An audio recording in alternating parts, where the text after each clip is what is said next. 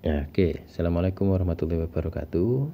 Nah, teman-teman, kita kembali lagi dalam seri video pembelajaran matematika. Nah, sekarang kita masuk dalam pembahasan yaitu tentang turunan fungsi implisit. Nah, di sini ada 2 poin yang ingin kita diskusikan, yaitu yang pertama tentang turunannya dan yang kedua adalah fungsi implisit. Nah, fungsi implisit itu fungsi yang bagaimana? Ya, jadi kita review dulu tentang fungsi implisit. Nah, fungsi itu kalau misalkan kita lihat berdasarkan tentang pemisahan, ya nanti pada variabel bebas dan variabel terikat, kita lihat pada variabelnya itu ada 2, yaitu fungsi eksplisit dan fungsi implisit. Nah, kalau fungsi implisit itu adalah fungsi di mana variabel terikat dan variabel bebasnya itu bisa dipisah ke dalam 2 ruas. Secara sederhananya atau kita mengingatnya gampangnya begitu. Jadi kalau saya katakan variabel terikat itu variabel yang masih terpengaruh atau sangat dipengaruhi oleh variabel yang lain. Nah, biasanya kita mengatakan variabel terikatnya Y dan variabel bebasnya adalah X, ya kan? Nah, antara variabel terikat dan variabel bebas, atau untuk lebih gampangnya antara Y dan X, ya, itu bisa dipisah ke dalam 2 ruas. Jadi contohnya begini, kalau saya punya Y itu misalkan 3 sin 2X. Nah, kemudian ada lagi contohnya saya punya Y kuadrat 4 dikurangi X kuadrat. Nah, di sini kan jelas antara variabel Y dan X itu bisa dikelompokkan, di mana Y variabel Y berada di ruas kiri dan variabel X-nya berada di ruas kanan. Nah, ini fungsi eksplisit masa. Kemudian kalau fungsi implisit, nah itu biasanya fungsi-fungsinya itu antara variabel X dan variabel Y itu tidak bisa dipisah. Jadi misalkan begini, ada X kuadrat ditambah XY ditambah Y kuadrat itu sama dengan 1 misalkan.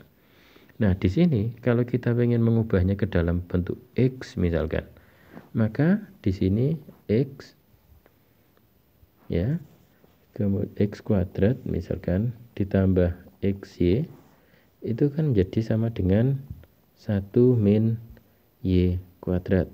Nah, ruas kiri kan masih ada Y nya toh.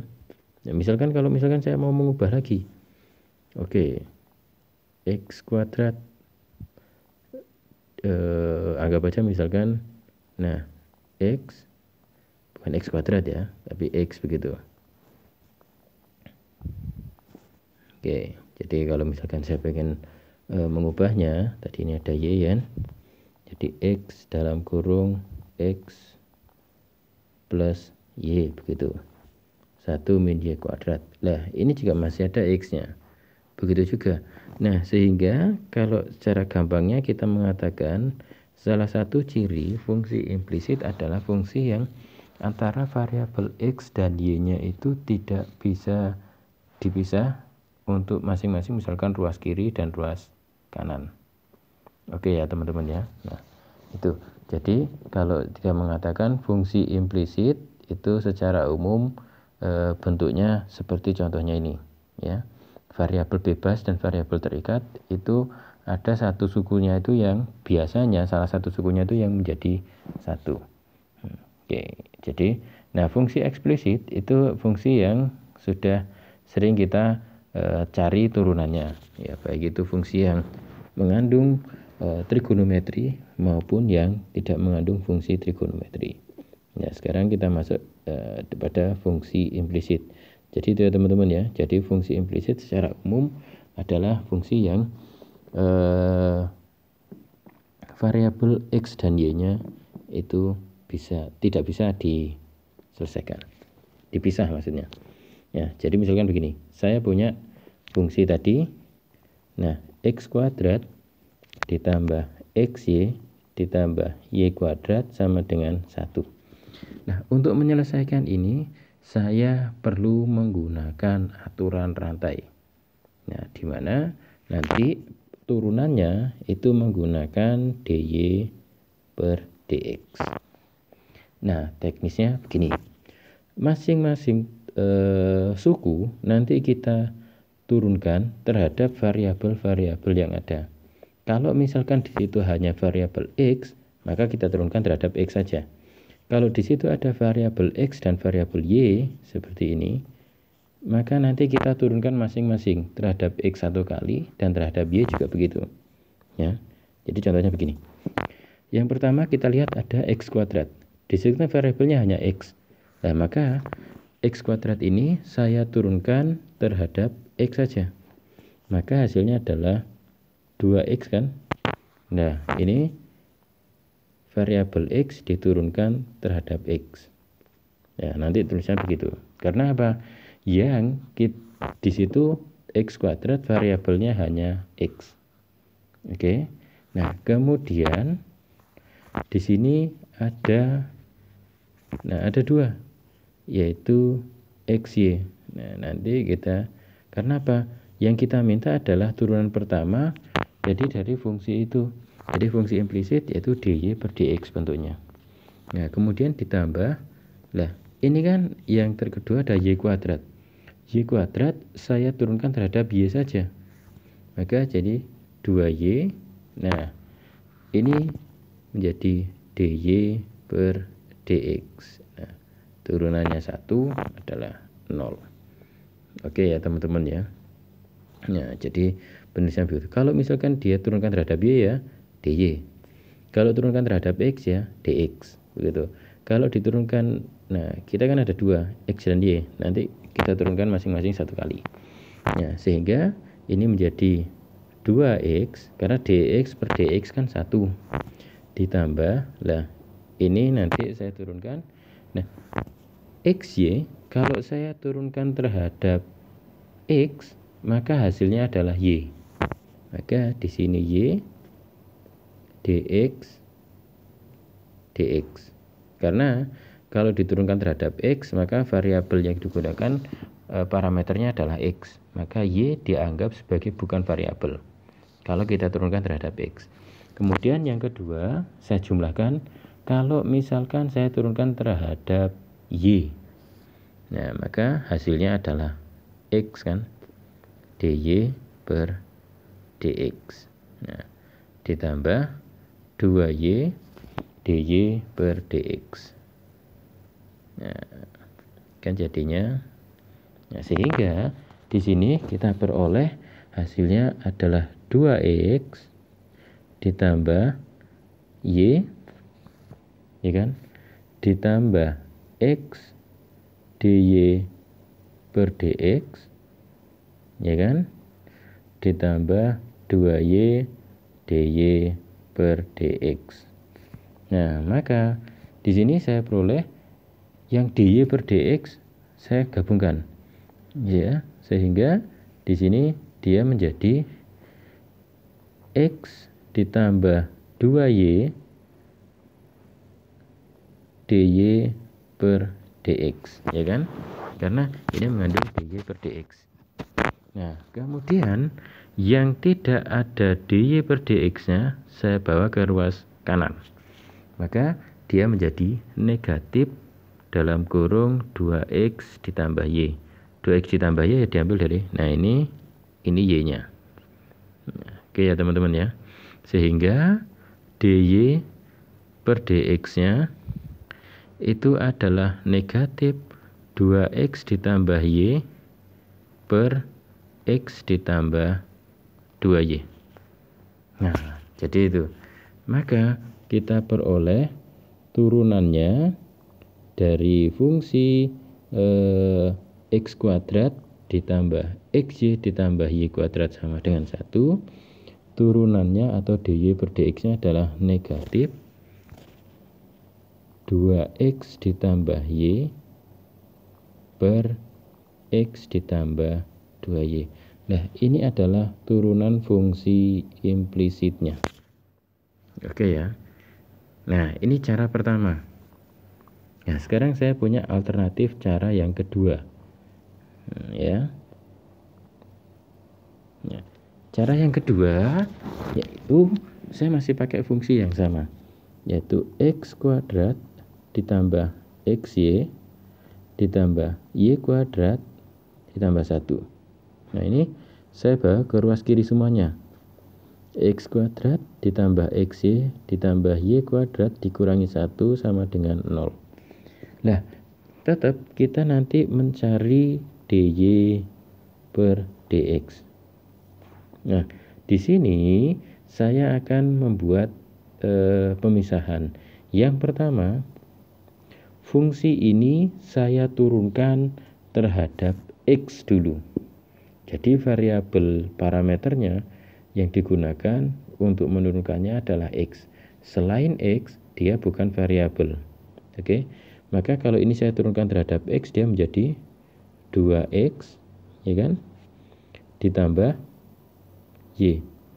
Nah, y kuadrat dikurangi 1, ketika dia diturunkan terhadap x kan hasilnya 0. Karena apa? Sekali lagi, parameter untuk menurunkannya, variabel yang digunakan adalah x. Maka selain x, dia bukan variabel. Di sini hasilnya 0. Oke. Nah, ini saya tulis diturunkan terhadap x. Kemudian yang kedua, nah, kalau sudah diturunkan terhadap x, ini diturunkan terhadap y. Maka selain y, dia bukan variabel. Sehingga x kuadrat diturunkan terhadap y, dia akan 0. Kemudian xy ketika diturunkan terhadap y, hasilnya apa? X. Dan y kuadrat diturunkan terhadap y, hasilnya 2y. Dia 0. Nah, dy per dx itu adalah negatif dari hasil penurunan terhadap x, ya. Saya anggap di sini hasil penurunan terhadap x dibagi hasil penurunan. Nah, jadi penulisannya begitu saja. Hasil penurunan terhadap x dibagi hasil penurunan terhadap y. Nah, sehingga dy per dx itu adalah negatif hasil penurunan terhadap x 2x plus y dibagi x tambah 2y. Nah, sama bukan dengan yang tadi? Nah, jadi itu. Jadi teman-teman bisa terserah menggunakan penurunan yang mana, teknik yang pertama atau teknik yang kedua. Oke. Nah, ya, sekarang saya coba ke contoh soal yang lain. Nah, oke. Contoh soal yang lain misalkan begini. XY, ya, kita cari yang bentuknya mengandung trigonometri. Nah, ditambah saya anggap misalkan sin y sama dengan 1. Nah, sama.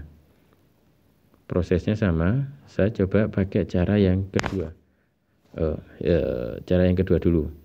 Ditambah sin y dikurangi 1 sama dengan 0. Nah, yang pertama prosesnya turunkan atau diferensialkan terhadap x. Nah, kalau didiferensialkan terhadap x, semuanya selain x, ya, dia bukan variabel. Maka xy ditambah sin y dikurangi 1 sama dengan 0, diturunkan terhadap y, hasilnya adalah y saja. Ya kan? Nah, kemudian yang kedua, teman-teman silakan ini sama diferensialkan atau turunkan terhadap y. Ya, kita turunkan terhadap y. Maka sekali lagi, selain Y dia bukan variabel. Nah, XY diturunkan terhadap Y, hasilnya adalah X ditambah, nah turunan sin Y terhadap Y itu adalah cos Y, ya kan? Nah, sehingga untuk mencari tadi DY per DX itu adalah negatif hasil penurunan terhadap X, yaitu negatif Y, dibagi hasil penurunan terhadap Y. Maka di sini X ditambah cos Y. Maka kalau fungsinya adalah XY ditambah sin Y sama dengan 1, turunannya adalah ini, negatif Y per X ditambah cos Y. Oke ya, ini tadi saya pakai cara yang kedua. Sekarang saya pakai cara yang lain, coba.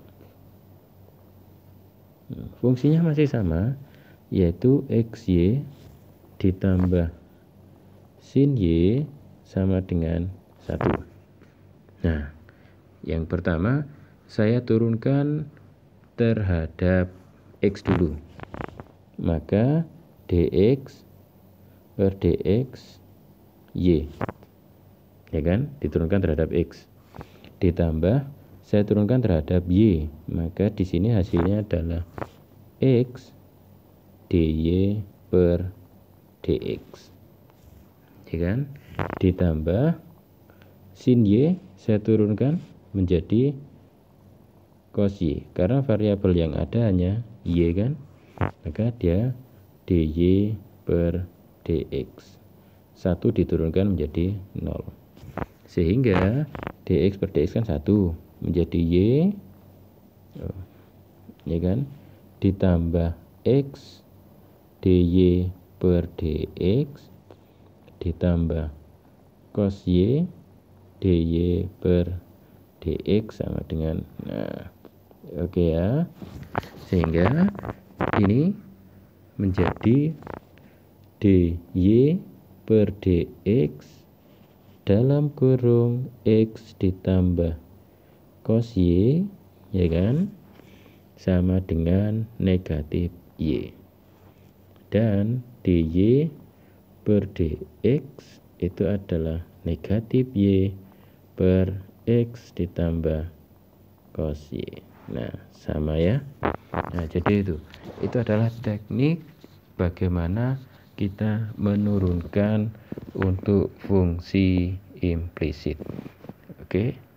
Nah, jadi itu teman-teman ya. Terima kasih. Assalamualaikum warahmatullahi wabarakatuh.